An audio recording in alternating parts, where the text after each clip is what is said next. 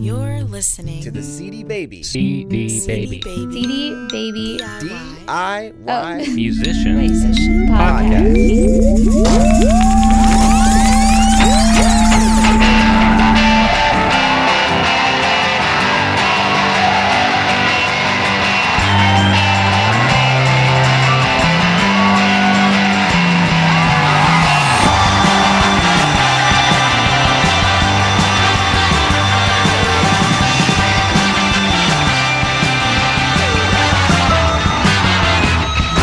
Hey there, and welcome to episode number 83 of the CD Baby DIY Musician Podcast. My name is Kevin, and joining me for this Roundtable edition is Chris. Hello. And the Bolt. Hello. Bolton. The Bolton. Yes, so still controversy. It just follows you around with your names. Man of Mystery, International Man of Mystery. That's right. Well, I have some exciting news that I just wanted to share with everyone right off the bat. I've been working hard behind the scenes here at CD Baby to get our podcast listeners some special deals here. And I've finally come through with a great deal just for you with this handy little promotion code I'm about to give you. Drum roll, please. Drum roll, please. You will receive half off the price of CD Baby download cards. That's right, I said half off, Chris. Yeah. He can barely contain his excitement. What are download cards? You're going to tell us. We'll tell you. But yeah, so you would only pay $49.50 off for 100 cards. It's normally $99. I begged, I pleaded, I got on my soapbox, and they gave it to me. So here's the deal. The process is not completely automated yet. We're working on that still. So you'll have to call our office at 503-595-3000. Tell them you want to buy download cards. They'll hook you up, and when you place the order, you got to use the coupon code DIY Podcast. Simple enough. Simple enough. If you can't remember that, you got problems. Nice. DIY Podcast. Just remember where you heard it from. And so when you give them that, they'll make it half off, and you won't get that otherwise. And this is only something we're offering our podcast listeners. I mean, you can pass that to your friends, but it's not like we're broadcasting it anywhere else. If you've been sitting on the fence about CD Baby download cards, this is your chance to take advantage of this opportunity and try it out. You've heard in past episodes of the podcast how some of the artists we've had on the show have used them as prizes for internet contests, or they've been using them to bundle with other merch at their shows, or selling them, or giving them away as promotional items. And if you're not familiar with the download card, it basically has a one-time use code, and whoever you give it to or sell it to goes to cdbaby.com, and they can get your album. So there you go. Half off download cards. Now, do you have to have an album already on CD Baby to get the download cards? Yes, you will have to have an album on CD Baby. So if you don't have that, please sign up your album with cdbaby.com. And I'm hoping to get more of these offers and prove to them that you are an audience that is willing to accept offers. Half off. That's tough to beat. That is. It is. It's a good price. And just think you're supporting our cause, which is that we just we want to continue to make these podcasts for you, and we want to prove to the company that lets us do it that it's worthwhile to you musicians. So this is one way you can let us know. Yeah, there's a lot of stuff that goes on behind the snes, where it's not all partying and rock and roll. No. That, we go to bat for you guys and try to make things happen and try to just keep making this podcast happen. So you taking advantage of these kind of offers really helps us when we try to make the case for getting guests on the show and better microphones and I know, less plosives. Less plosives. Yes, exactly. So just DIY Podcast when you call in 503-595-3000 to order your download cards. And they're a cool tool. I can't remember if I shared this on the podcast, but last December, my band was playing a show, and we were first up. The band that came after us hadn't set up their merch at all, and I was the only band back there, selling merch.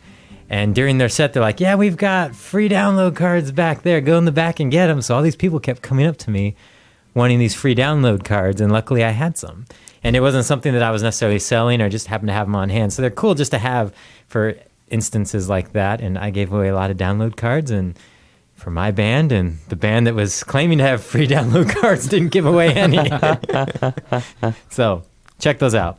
So what else has been going on with you guys? Played my first show in 9 months. That's right. With your band. Yes, it was the Hello Morning album release show, and Chris Robley headlined, and I was happy that you didn't bring a book this time. Well, I was doing sound for you. If I was doing sound, I would have brought a book and read the whole time. And I'm a total jerk because I didn't come. Yeah, but I tried, in order to get you there, I emailed your brother to try and get you there. Oh, really? I'd never even heard that. Yeah, I said, get Chris out of the house. It just occurred to me why I wasn't reading throughout your set, and it's because I was backstage doing an interview. Really? I did not know this. Yeah, up until literally from the beginning of your set, I think up until the last song, at which point I had to cut the interview short so I could jump on stage to play drums with you. Yeah, who are you interviewing with? Someone from OPB, which, if anyone's listening, is the local NPR Portland affiliate. Is that who was videoing all night? No, different person. He actually did the interview and wrote notes. He didn't have a recorder or a computer or anything. It's very how can you trust anything he says?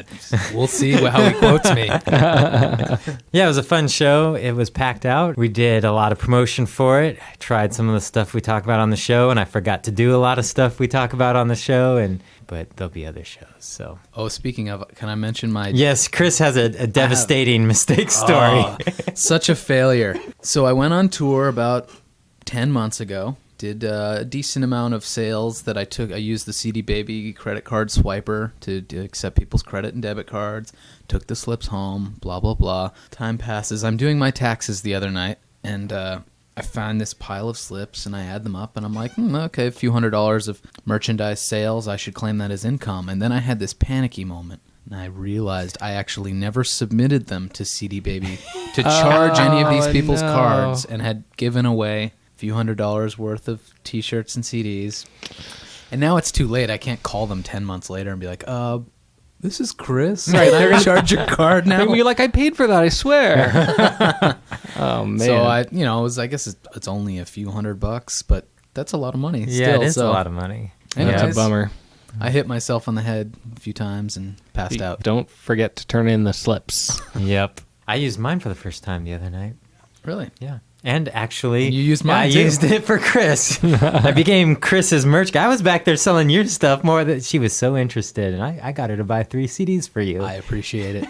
Well, did you get her to sign the email list? No, man, you weren't paying You're not me. taking your own advice Yeah. on my behalf. On your behalf. I've got I have 2 things to be excited about. I've got a show this weekend, just a little hole in the wall out in St. John's that we're going to play, but it should be fun with some other groups. But what I'm most excited about is going to the coast to record next weekend, going with like 12 people and a whole bunch of home recording gear and a lot of food, and see what happens. Nice. Sounds like a hippie commune moving out to the beach. Yeah. Make sure to appoint someone as the drill sergeant, though. Yes. Right. And somebody is Mama Cass. Yeah. Choke on a sandwich? To drop acid on our tongues every morning. All right. Well, we've got some news items to get into. Then we'll do a little recap of last week's episode, which I thought was a good one. And then we've got your comments and feedback. So let's get to it. CD Baby. CD Baby. Music. News. All right. So the news for the week. Apple iTunes continues to dominate in the world of digital music services. The iTunes Store is approaching the 10 billion download mark. And with that, the lucky person who makes that 10 billionth download will get a gift card for $10,000 to use in the iTunes Store. Wow. There's still plenty of time. The download ticker is on iTunes homepage, so check it out. Without warning, Google has deleted several long-running music blogs hosted on its Blogger service, citing multiple copyright infringement notices from record labels as the reason for the removal. The owners of Pop-Tarts, Masala, iRock Cleveland, To Die By Your Side, It's a Rap, and Living Ears found their blogs, including all its archives of years of posts, deleted with the following explanation. We'd like to inform you that we've received another complaint regarding your blog. Upon review of your account, we noted that your blog has repeatedly violated bloggers' terms of service. We've been forced to remove your blog. Thank you for your understanding. iRock Cleveland blogger Bill Lippold did say he had been accused of infringement in the past, but in every case it was after posting an MP3 pre-cleared by the label. So it wasn't really a case of infringement. I think this is just the beginning of the battle over copyright we're going to be seeing in 2010, so we'll have more on this, I'm sure, in the future. Now, the content, though, I mean, there's obviously not illegal content. There's these people's, like, their work, their copyrighted work that Google just deleted. Yep. We'll talk about that in a minute. Let me get more of that story. Speaking of Google, they recently launched their new social network called Buzz. If you're a Gmail user and have logged into your account recently, then you most certainly saw Google's splash page announcing Buzz. The service seems to be similar to a Facebook status update where you create a post and responses by your followers will show up underneath the original post, as opposed to on Twitter where you just see everything in a steady stream of info. Will this be the social network of the future? It's too early to tell, but we'll keep you posted. So those are the news items I saw, and Bolton, you had a comment about... Well, I just can't the blogger. believe... I mean, you know, I understand, like, taking down a site because of copyright infringement, but, like, deleting all that content, that's also copyright infringement. That's deleting someone's personal work. Like, I mean, I don't know if Blogger, like, actually has in their terms and condition that everything you write on their platform is owned by them. They probably do have some sort of wording like that, which is something that, you know, I think the bigger issue is what you're talking about, that you've got content that you've been putting on the web for years, and without even giving a chance to, you know, make a case for what you're doing, it's removed and deleted. It'd be one thing if they just hid the blog, right? Put a note in your account saying your blog has been hidden from the service, you know, until you rectify this issue, or we're never going to make it go live again, but here's all your content. But just to delete it outright is crazy. See, that's the thing is, I mean, we've done that with HostBaby before. When one of our clients has done copyright infringement, we'll say,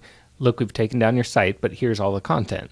You know, like, this is the reasons why we've done it, because it was illegal. Deleting content that's original and created by them, it just seems like, in a way, it's like damaging a property or something. Right. To back up, what does Google have to do with all this? Do they own Blogger? Yeah, okay. Yeah. Google owns Blogger. Okay. Yeah. Because at first I was thinking, well, they're a search engine. Why can't they just... Yeah, they own Blogger, and that's to me, that's the bigger issue of all these online services. You know, they have their terms of service agreements there, but one, nobody reads them because they're 10 miles long, and nobody knows what they're talking about anyway, and they know that. They, you know, if they made like a simplified version for the average person to understand what the implications of signing off, but so they probably do say somewhere in there that they own the content. It wouldn't surprise me. I know that when Facebook changed their terms of service, everybody got upset because there was implications in there, if not direct wording, that Facebook owned the content. And I guess the moral of the story is, don't use a blogging service to blog because they have control over your content. You know, get your own website. Use an open source program like WordPress. HostBaby now has a blog built into their websites. But be careful of some of these big companies that have control over your content. Yeah, I use, for the podcast pages and for my own band stuff, I use a WordPress site. Before we move on to the episode recap, Google launched their social networking platform, I guess you could call it that, called Buzz, and it's just integrated into Gmail, and honestly, I'm a little underwhelmed by it. It's not great as far as, I don't really see a reason to use it.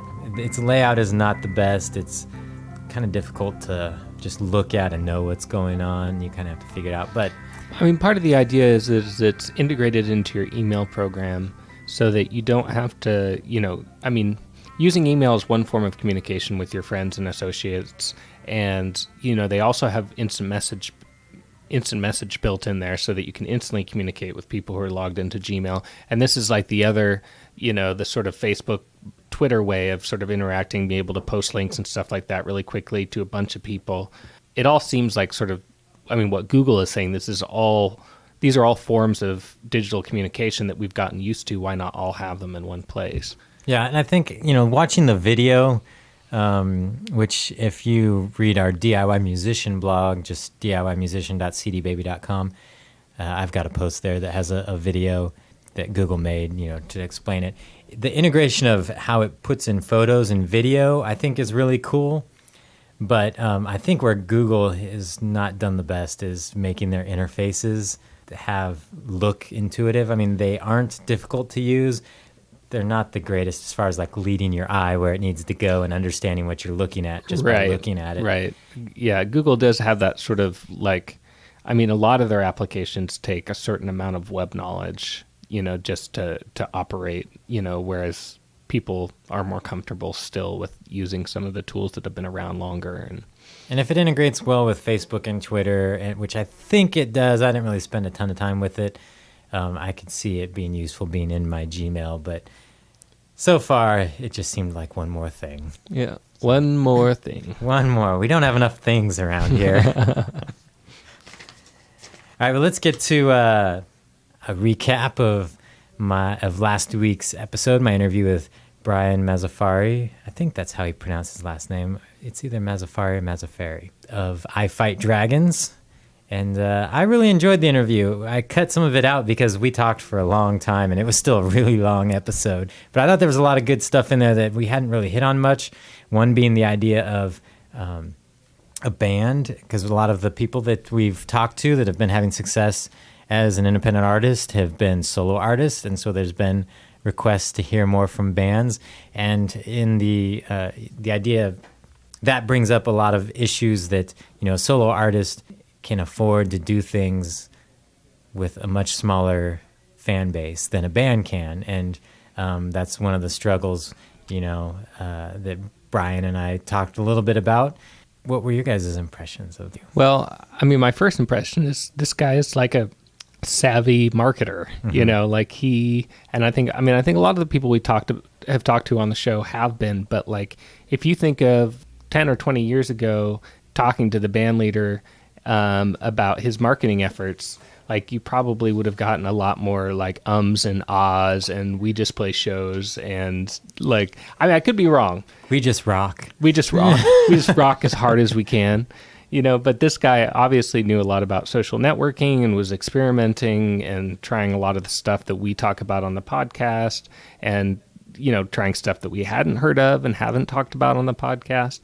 The difference between, the up and coming stars now, or the up and coming bands, and those of yesteryear seemed really apparent to me in just how knowledgeable this guy was about marketing. A lot of the bands that are going to find themselves sort of ahead of the crowd are the ones that have the kind of knowledge that we provide, and the kind of knowledge that allows you to self-market.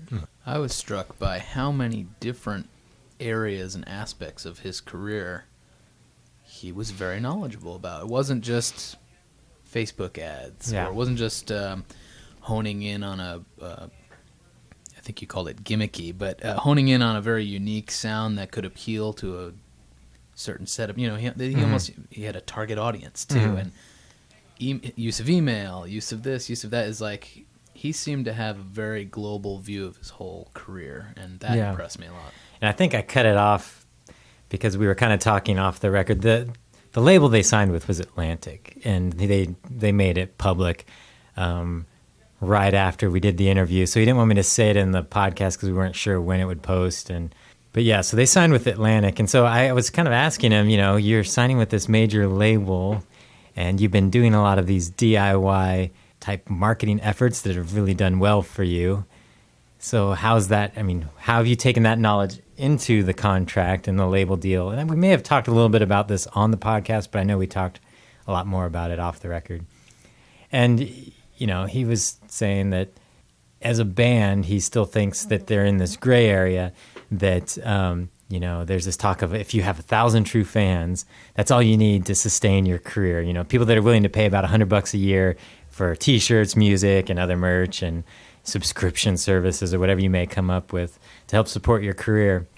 And he was talking about, that there's this gray area where a band who has 5 people or 4 people, even maybe 6 or 7 people that they're trying to feed, that 1,000 people is not going to cut it. And 6 or 7,000 people is becoming a large enough group that it's really difficult to maintain that without a larger machine behind you.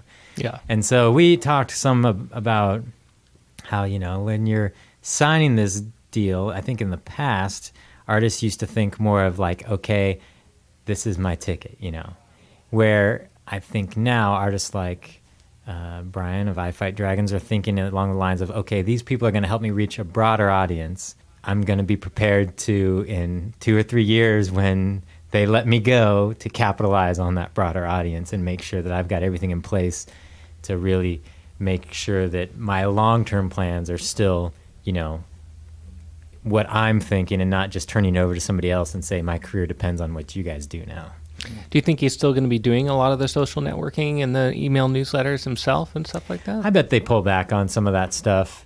You have to. I mean, it'll turn into different energies, I'm sure. He definitely seemed like a marketing guy, so when you have the labels help, you'll turn it into, he'll be busy doing other things. I'm sure they'll still do a lot of social networking.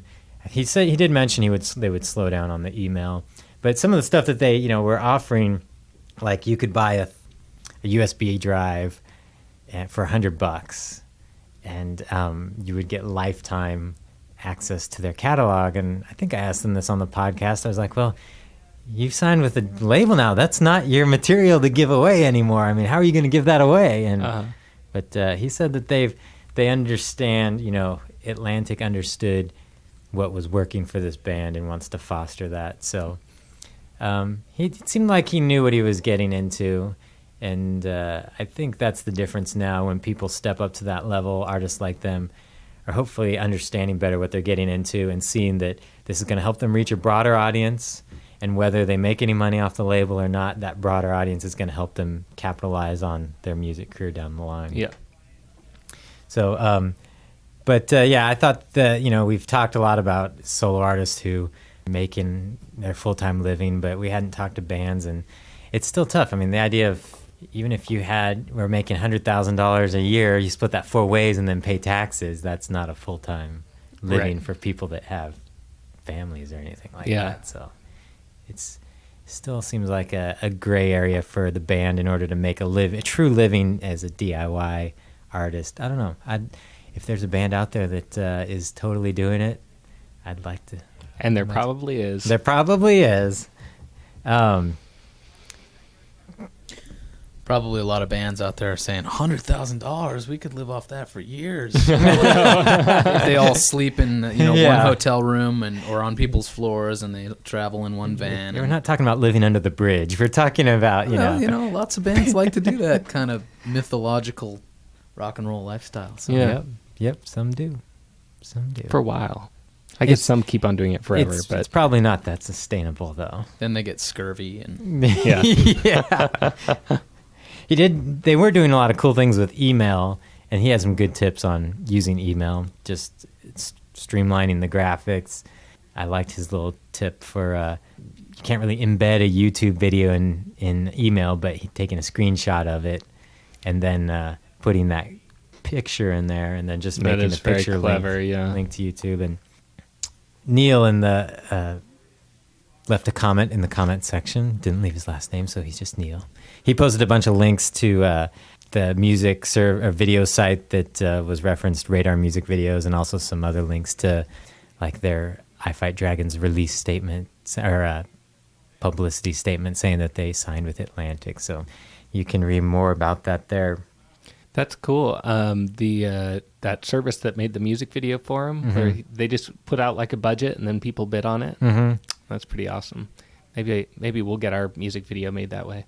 Yeah, and it's looks like a pretty cool site.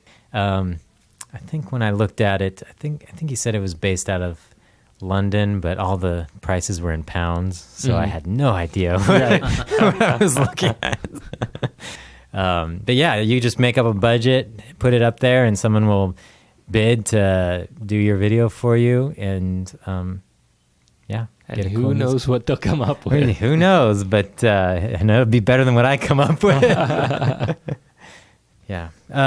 We had another comment from the website, someone who goes by the name of Short Cinema.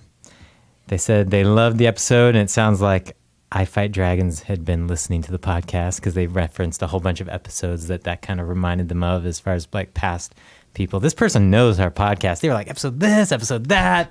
And they Who also, was it? They go by Short Cinema. Oh, Short Cinema. They also asked if we had stopped making podcasts weekly, and we try to make them weekly. It just gets difficult sometimes with finding guests, and we all are very busy with other things. This is not, I wouldn't say a last minute effort, but as you heard from our plea to buy download cards at the beginning, it's not the main focus of our week here, and we try to do as much as we can for it. We try to make them weekly. It just gets difficult sometimes. All right, well, we have some phone calls, so let's get to your phone calls. CD Baby Podcast. Message line 206-426-5683. The number you have dialed 206-426-5683. Hey guys, this is Corey Joseph at CoreyJoseph.com, and also, of course, on CD Baby. Just finished a new record called Throwing Stones that's on there. Anyways, I just wanted to call and say I love the podcast. I'm a huge fan. I've been addicted since I found you guys on iTunes. I think I saw you like on a featured thing on iTunes. And I'm just trying to catch up with all the podcasts. It's all I listen to in my car, and I'm like a sponge. I love it. I'm a sponge. But I had a question because I heard someone talk, I don't remember who it was, just in passing on your show about how that it can be kind of dangerous with emails, sending out emails if there's HTML code and if there's like rich text format or whatever, because it could go to spam. And that kind of freaked me out because I don't want to be sending out, all my information through emails and then going to spam potentially, to the spam folder. So I just wanted to see if there's any way you could kind of elaborate on that and maybe talk a little more about that and the possibility of, our emails going to spam and people not getting them, which is kind of freaky. But anyways, thanks for that, you guys. Again, my name is Corey Joseph, CoreyJoseph.com, and all that good stuff. And I love your podcast. I'm a fan. Thank you so much, and I love you. Goodbye. Hi, this is Monty Singleton from Salt Lake City, Utah. Just want to say that I love the show, and I just had a comment about the Howard Macy interview. I thought that his advice was really good about having one solid channel, for your preamp and your mic, but I got a little bit concerned when he started talking about mixing to an outboard analog console or paying for a room. One thing that I found is that a lot of indie artists don't ever pay for a good mixing engineer. They usually mix it themselves or find somebody that just does a so-so job, but they will spend an infinite amount of money on gear. And that's how I started out, and I thought it was a huge mistake. For me, what worked is going as cheap as possible, buying whatever I could, find at Guitar Center on the low end of things, and then find somebody who is a really talented mixing engineer with all the high-end outboard gear or plugins or whatever, and take that route. In fact, if I could break it down, I'd probably put mixing at the top of my budget, and then after that, probably mastering and then gear at the very end. So anyway, it'd be really great to hear episode about mixing and just find out maybe what the average indie artist spends, because I hear these great live performances, see these great live shows, and then I pick up their album and it's mixed terribly. So anyway, just a thought. Love the podcast. Keep it up. Thanks. Bye. All right, well, thanks for those calls. And Corey, we love you too. Do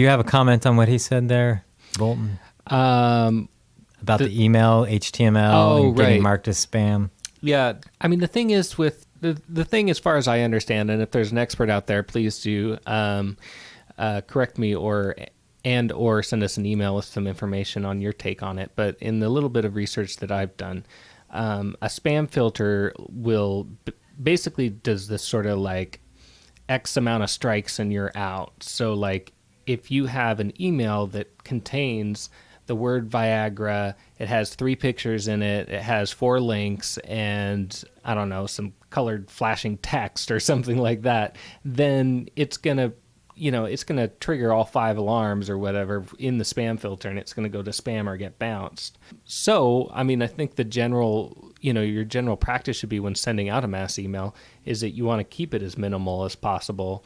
You want to only have, like 1 picture, maybe 1 or 2 links, and as plain text as possible. I mean, obviously there's an advantage for some bands to put together a flashy looking newsletter, and sometimes that's just the sacrifice you make, that you might end up in more spam folders, but you have a nicer looking email. And I think that every company that sends out mass emails has to tackle that question, and I think that there are ways that you can ensure, if you do a little bit of research, that there's less likelihood of your email going to spam. There's certain words, like simple words, not just words like Viagra, but words like offers and sale and product and stuff like that you might use normally that could very well be spam catchwords. I know that I don't have a link in mind right now, but I've seen those lists of those words online. If you do a Google search, people will say, these are the danger words. Try to avoid these. Bottom line is, don't name your band Viagra. Yeah. No one will ever get your emails. And I think the episode he was referencing, because I remember we talked about that, and that was probably maybe close to the beginning of when we started doing the podcast. Some of those things have changed over time as practices over the internet change, email companies figuring out ways to deal with spam without just blocking right. I images. mean, it's a constant, it's a constant battle between, like, the spam filters will change as the spam changes. Yeah. And sometimes that's, sometimes it's a good change, and sometimes it's something that starts catching because of the way spammers are working, like in the way your email is composed, like you get the short end of the stick. And so, the techniques that we might use now to avoid spam filters could be totally different like a couple of years from now. Yeah, and a lot of what we say is meant for a general audience. If you have seen some of the emails artists send us here at CD Baby, you would go, oh, wow, now I understand what they're talking about. People will put like all sorts of flash things, like just hundreds of pictures all piled in there, and giant crazy text going places. And attachments. And all sort of wackiness. And so you're going to get marked as spam. Option. If you're using a professional email product geared towards musicians, chances are if you follow their what they're suggesting you do, you'll be fine. And a lot of them provide analytics. It usually costs more, but they'll provide you with analytics to see how many people are actually receiving your emails. Yeah. And so that's when you're signing up for an email service, that's one of the things they'll say, we have a such and such delivery rate. And if they have a low delivery rate, which they probably wouldn't be advertising to you, that means that people aren't actually getting your emails. And some services like Hotmail are notorious for throwing things in the junk folder. So if you use Hotmail, I would definitely monitor your junk folder to make sure that if there's stuff that you actually want, that it's not going in there. Where Gmail, I've never found an email in my trash that I actually wanted. So yeah, that's more than most people probably wanted to know about email. And then, and Monty's question about are commenting about paying for a mix engineer. That's where we spent all the money on our EP that we just did. Is we got a decent studio with a good engineer, but we spent the money to get somebody who could mix it really well. And I think that's, if you're going to spend your money, if you have to make some choices, that's where I would put the money down. I agree, not only on your position, but on your choice of mixing engineer. Yes, the engineer we used basically owns Chris. Yeah, and I get a kickback. Yeah, on that's referral, right. So. You're an affiliate. Yeah, so I wouldn't necessarily go cheap on making my basic tracks, but a good engineer can make bad a good mixing engineer can make bad tracks sound decent, where okay mixing engineer is just gonna make whatever it is okay. So I just, this bragging rights, but our band, a friend of ours runs a studio in Austin, Texas, and he's really jazzed to mix our album. He just bought a $50,000 mixing board. Nice. Do you know how to use it? I hope so. Not important. The boards they make now, you just feed the info in and it mixes it for you. You Right. type in what band you want to sound But like. he was like Willie Nelson recorded on this board. Like, so it was like some board from the 60s and 70s that everybody famous had recorded on. I was like, well, we'll see if the spirit of the board actually. It does. They do make a difference. And I think Howard explained some of that. I can't remember if it was in the interview or if I just read it in his book. But speaking of, that book, still available if you use that promo code. They said it's been selling well, so a lot of you have been checking it out. It's a good book. I reference it all the time when I'm recording. So, well, if you'd like to weigh in with a thought or comment and call our listener line, the number is 206-426-5683. We love to hear your thoughts, comments, questions, or your angry calls. Which we haven't had an angry call in a while. We had that one guy who was angry about my name change. Yes, we did. He was I think he was disturbed. I don't think angry is the right word. And then you can always email us at info@cdbabypodcast.com or leave a comment in the show notes. Or write a novelty song about Kevin or I, because That's we're right. feeling a little left out. I know. in I the need wake a- of the Bolt theme song. I just need want a- another novelty song about me. I need a theme song of my own. Are you going to start coming to these recordings in costume? I am the Bolt. I am the bolt. The door's going to open up and your song's going to play and you're going to walk in. Oh, it's hard being famous. Yeah. So, yeah, if you want to leave a comment in the comment section, it's just cdbabypodcast.com. And some of you have left reviews in iTunes lately, and we really appreciate that. I believe Corey mentioned that he found us in iTunes, and iTunes has been really good to us, and it's been mainly because you guys have been leaving such great reviews there, and we really appreciate it. It also helps us justify being able to spend the time to bring you good and useful information. So feel so inclined, leave a comment there as well. And we will be back soon with another episode. All right, well, we'll catch you guys later. You've been listening to the CD Baby DIY Musician Podcast, broadcasting from Portland, Oregon, USA.